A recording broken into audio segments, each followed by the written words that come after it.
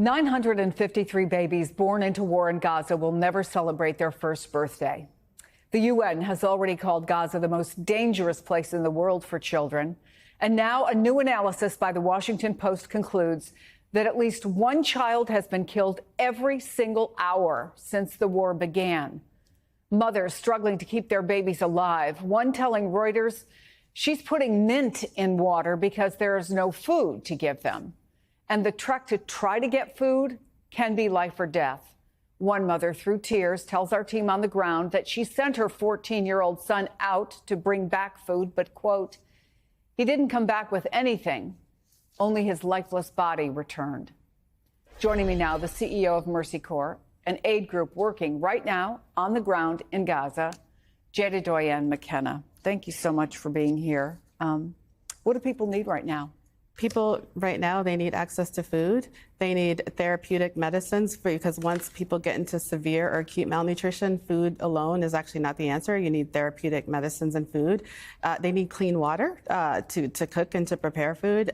They need sanitation. They need a functioning healthcare system that can help provide all of that. And you have been in this business for 20 years, you Yes. told me.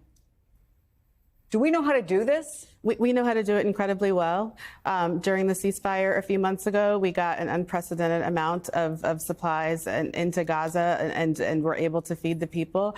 The UN system that has been set up there has allowed us to have over 400 distribution points across the territory to reach people where they are. We know how to vet people. We know how to monitor people. We know what supplies to bring in. Let us do our jobs. So why isn't that happening? In March, in May, Israel put in a full blockade of not only aid goods, but commercial goods. They loosened that a bit later, but they're still letting just a trickle amount in. And they've also shut down the UN system to distribute food and have created their own. So instead of 400 points across the country, there are 4 in a very small part of the country where people have to cross military lines, walk miles, and may or may not survive that trip to get food. UNICEF's executive director told the UN, consider for a moment a whole classroom of children killed every day for nearly 2 years. The president saw those pictures on television, and he said the U.S. is going to set up food shelters in Gaza that will be run by Israel. Here's what he said. Well, we're going to be dealing with Israel, and we think they can do a good job of it. And they want to do it. Of monitoring the food centers? No, they want to do it, the food centers, yeah. They want to preside over the food centers to make sure the distribution is proper.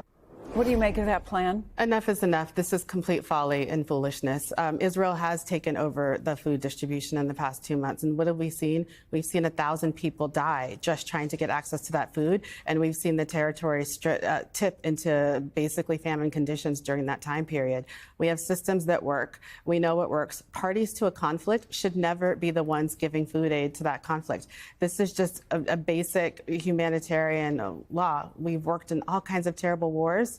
This is a unique situation because Israel's trying to control things. Enough. People are dying. Kids don't have time for us to play these games.